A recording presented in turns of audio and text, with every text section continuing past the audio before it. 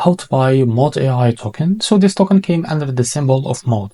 Now before we start, this is not financial advice. I'm not professional or economic expert. So before investing in any product that you find on my channel, please do your own research. And also, there is a referral code down in the description. You can get free money rewards on crypto with the best referral code simply goes below.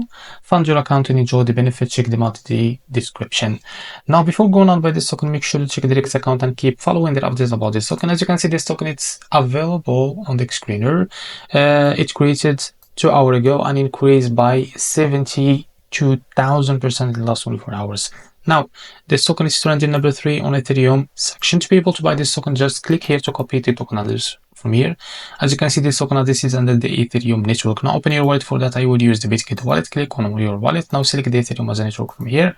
Click on this plus icon and paste the token address as you can see. So as you can see, this also click on this plus icon to add it to your wallet. Now go back to your wallet and find your token that you just added called MOD. So as you can see, this is it. Click on it. Click on swap here. Switch from here. From the top, select the token that you want to buy with, for example, USDT.